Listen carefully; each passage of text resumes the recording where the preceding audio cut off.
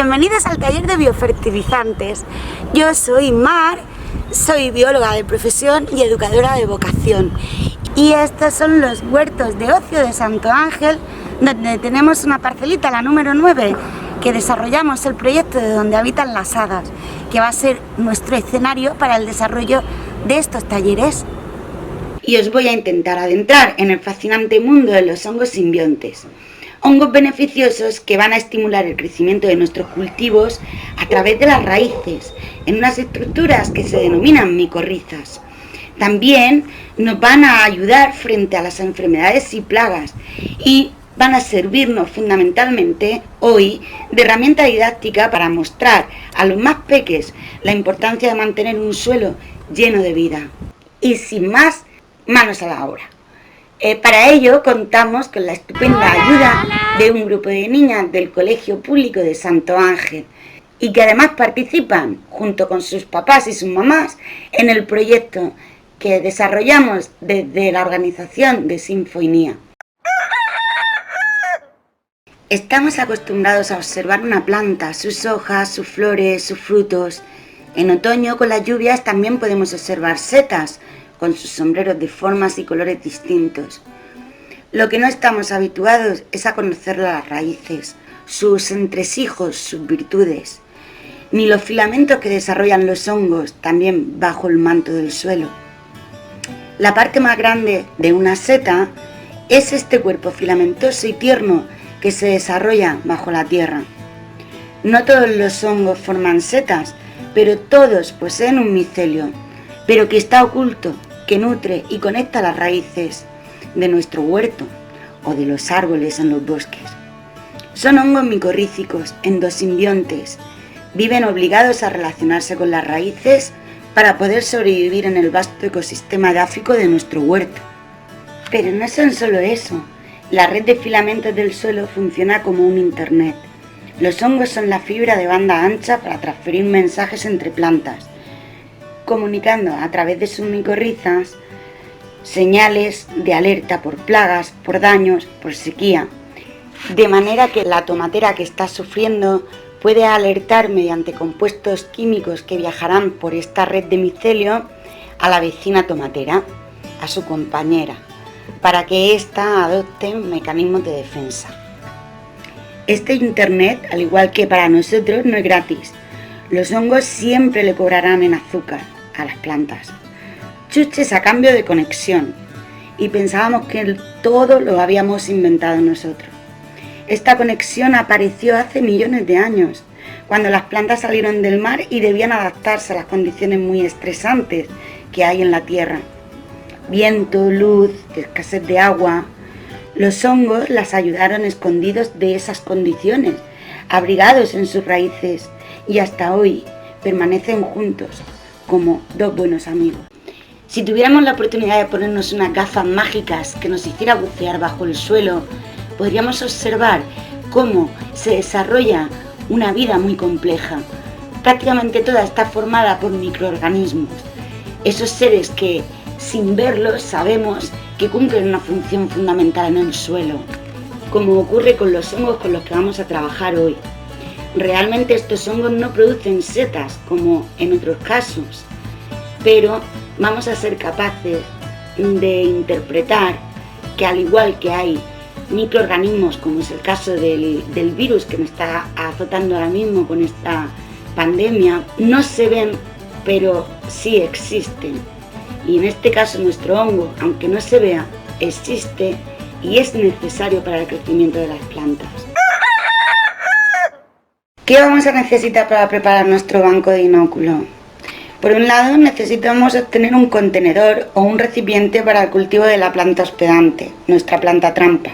Tiene que ser lo suficientemente grande y resistente para que se puedan desarrollar bien las plantas del cultivo que vamos a utilizar como trampa y además permitan multiplicarse bien el hongo, ¿vale? Por tanto, tengamos muchos puntos de unión entre la planta y el hongo, o sea, la micorriza. Mejor que el material del recipiente sea de madera o de loza, sin pintura ni aditivos, de color claro, para no absorber demasiado calor en épocas de máxima irradiación. Y tendremos que buscar un sitio para ponerlo de manera que pueda estar resguardado de las inclemencias del tiempo, sobre todo del viento y de la alta irradiación, para dejarlo reposar y así mantenerlo a gustito. Por otro lado, debemos de tener en cuenta los sustratos. Debemos pensar que nuestro hongo debe de ir adaptándose al suelo donde vamos a incorporarlo. Por tanto, una de las composiciones fundamentales de nuestro sustrato va a ser el suelo donde cultivaremos las plantas y donde pondremos el inóculo. Pero además añadiremos, para facilitar la multiplicación del hongo y el correcto drenaje del cultivo, añadiremos otros materiales que se utilizan para la mezcla de sustratos, como son vermiculitas, perlitas o fibra de coco. En este caso vamos a añadir proporciones de cada una de ellas del mismo volumen. Por ejemplo, 1 litro de vermiculita por 1 litro de perlita, 1 litro de fibra de coco y 1 litro de suelo, a partes iguales.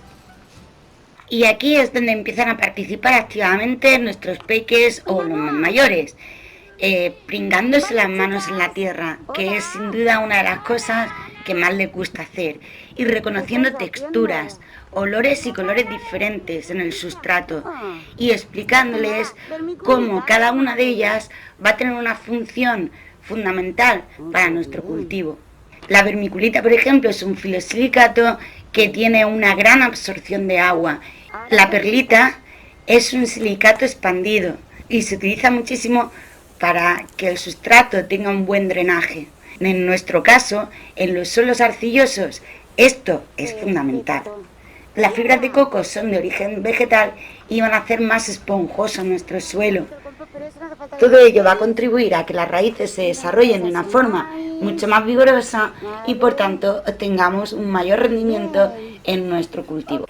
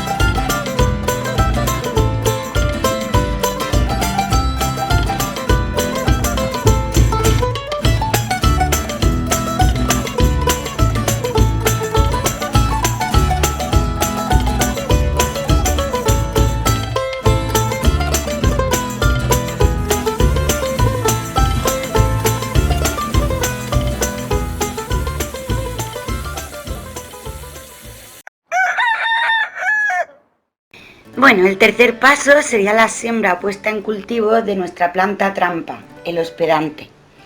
¿Y por qué debemos de utilizar una planta para producir el hongo? Bien, pues porque estos hongos micorrízicos son simbiontes obligados, por lo que si no le ponemos una planta no se puede desarrollar el hongo, dado que es en la raíz donde se va a reproducir y va a crecer. Por tanto, para favorecer que esto sea así, hay que elegir también adecuadamente la planta que vamos a utilizar como planta trampa. El sistema radical de la planta y su ciclo biológico va a hacer que vaya más o menos rápida la reproducción del hongo. Para ello elegimos siempre plantas herbáceas, anuales y del tipo gramínea, ya que este tipo de plantas presentan una morfología de raíz que le llamamos fasciculada o en fascículos. La raíz tiene muchas raicillas secundarias dispuestas paralelamente y esto hace que hayan muchas posibilidades de punto de colonización del hongo en este tipo de raíces. El secreto realmente de nuestro propósito es este: Por eso es tan importante elegir la planta hospedante o la planta trampa que le llamamos. ¿Por qué? Porque nosotros partimos de un inóculo inicial que es puro y que tiene un volumen X, y lo que queremos es obtener una mayor producción de inóculo y mantenerla en el tiempo. Para obtener esto necesitamos reproducir ese hongo en la planta trampa, en la planta hospedante, de manera que vamos a obtener mucho más volumen de inóculo que al principio, solo que ahora ya no será líquido ni puro, sino que tendremos un inóculo sólido y, como nosotros le llamamos, bruto, en el cual pues vamos a utilizar no solo las partes del hongo que estén vivas, sino también el sustrato y los restos de raíces de nuestra planta hospedante. Por eso es también importante que conozcamos los métodos de inoculación dependiendo de si el inóculo es líquido o sólido. Al principio utilizaremos la inmersión o la inyección directa, y una vez que ya tengamos nuestro banco de inóculo bien implantado en nuestro huerto, en las sucesivas inoculaciones lo que haremos es utilizar inóculo sólido, bruto en este caso, siempre añadiendo en la base del hoyo de la plantación un poquito o una porción de este inóculo donde vayamos a colocar la plántula. Este procedimiento y esta metodología, que puede ser que tengan nombres como muy técnicos o muy extraños a priori para vosotros, los docentes que estáis trabajando con el alumnado día a día y que realmente lo que es una micorriza pues poco se ve en los libros de texto, aunque cada vez se ve un poquito más, se puede simplificar muchísimo. Nosotras de hecho lo hacemos así con los nenes, y simplemente lo importante es que vean que algo se cuece en el suelo, que estamos incorporando algo vivo, que es un hongo. Ellos ya deben de intentar saber lo que es una espora, lo que es una semilla, que son estructuras de reproducción de organismos vivos y que están en el suelo y que van a ayudar en el crecimiento de la planta. Para que esto lo puedan ver bien los nenes y sepan interpretarlo del todo, sería interesante realizar una especie de ensayo con ellos en el huerto, es decir, poner una pequeña plantación de lo que vayamos a poner en el huerto inoculada, y otra que le llamaríamos el control, en el que no se le pone inóculo, y al cabo del tiempo podemos ver las diferencias que existen entre unas plantas que han sido biofertilizadas y otras que no. ¿Cómo lo podemos ver? Pues tanto en el crecimiento de la planta, como en el desarrollo y fructificación de las flores, como en la maduración y rendimiento de la fructificación de la planta. Se puede ver de muchas maneras, y ellos así pueden aplicar el método científico, que es muy sencillo y que les va a servir para aplicarlo en muchas cosas de su vida, y luego van a ver un orden lógico de todo lo que acaban de hacer y unos resultados que van a entender mucho mejor. El cultivo de nuestra planta hospedante o trampa la podemos hacer de dos maneras: o bien poniendo la semilla en un semillero con una turba y esperando a que la plántula desarrolle un sistema radical más o menos bueno para poder levantarla del alveolo y que no se desmenuce la tierra. Esto es cuando la plántula pues alcance una altura de medio palmito, una cosa así. O bien podemos hacer una siembra directa en el contenedor que tenemos ya con la mezcla del sustrato para el banco de inóculos. En este caso, si hacemos la siembra directa, el método de inoculación no será por inmersión, como ha aparecido en las imágenes, sino que lo haríamos por inyección, utilizando una jeringuilla de estas grandes de veterinario, sin agujas siempre. Al igual que tenemos que esperar a que la raíz de la planta en el semillero esté bien desarrollada para inocularla por inmersión antes de trasplantarla al contenedor del banco de inóculos, en el caso de que optemos por la siembra directa, lo ideal es esperar a ver que este cultivo se desarrolla para aplicar el inóculo, porque puede pasar que la semilla no sea viable y echemos el inóculo y no nos sirva para nada.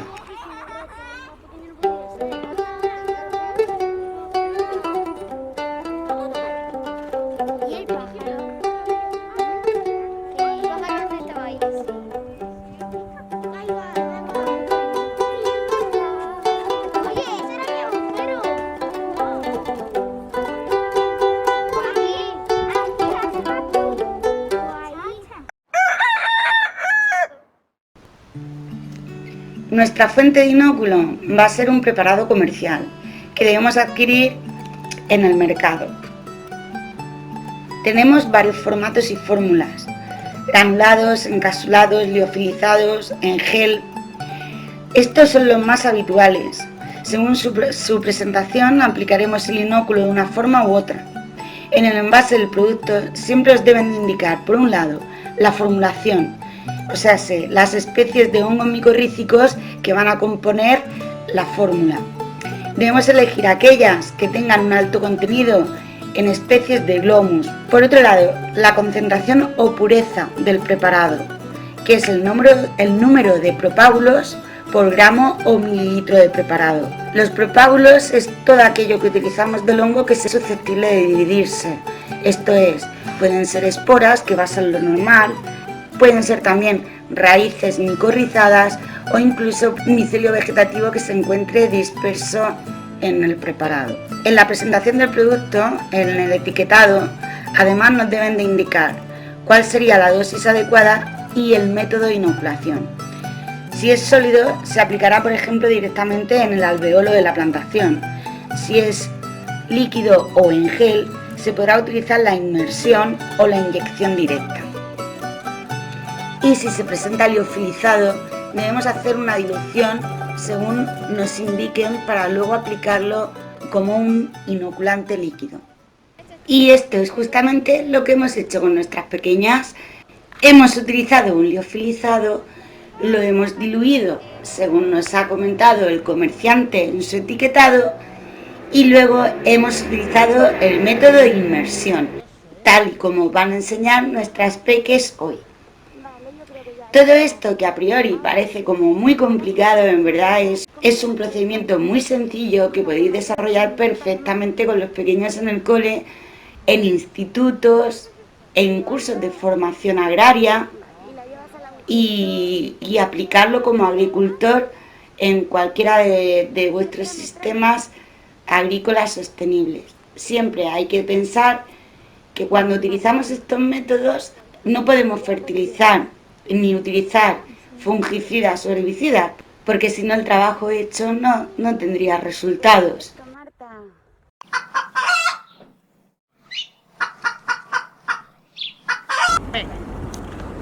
¿Yo? Cuando quieras. Vale, ya estamos grabando. Acción. Echa un poquito tú primero. Hay que echarlo todo, de eso. Sí. Anabel, cuando tú quieras, cariño. Son muy buenas actrices. Que gotee, no pasa nada, que gotee en el suelo. A ver, enséñamelo con tu manita. Pero espérate ahí, Anabel.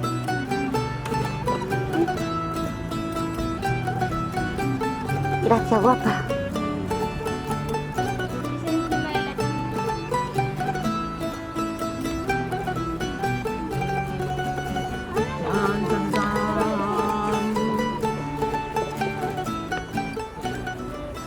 Qué bonita. Y ahora ya dejaremos reposar nuestro cultivo de plantitas micorrizadas con los hongos biofertilizantes. Mínimo debemos dejarlo 3 meses después de la inoculación, de haberle añadido el hongo. Durante este tiempo debemos aplicar riegos frecuentes, pero no muy abundantes, evitando siempre que se encharque. ¿Cuándo estará listo el banco para usar como nuevo inóculo en el huerto? Pues el mejor momento será cuando veamos a la planta huésped, la planta trampa, agotada. Esto ocurre después de su floración normalmente. Se tornará de color amarillenta en las hojas y las dejaremos marchitar sin aplicar más riegos. Acordaos que ahora lo que vamos a obtener es un inóculo sólido y bruto. Entonces, lo que debemos hacer es cortar la parte aérea de la planta, tallos y hojas, y antes de utilizar el inóculo del banco lo mezclaremos todo muy bien. Muy importante también recordar que debemos dejar siempre al menos 1/3 de esta mezcla en el banco de inóculo para la nueva siembra de la planta trampa u hospedante, como hacemos con la masa madre del buen pan.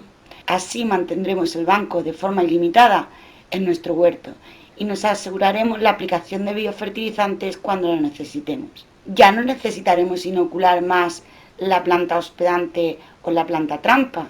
Ya tenemos el inóculo en el banco esperando que le volvamos a añadir sustrato de mezcla y las nuevas plantitas que se irán a micorrizar.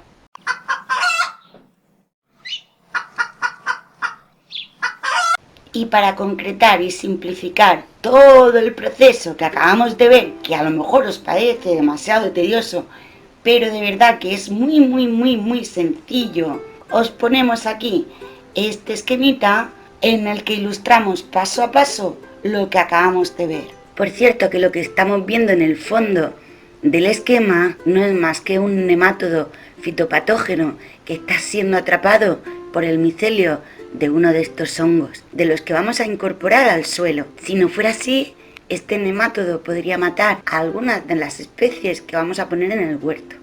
Os animo de verdad a que lo pongáis en práctica con los nenes en el huerto, porque es una forma muy práctica de que vean que realmente el suelo no es algo inerte.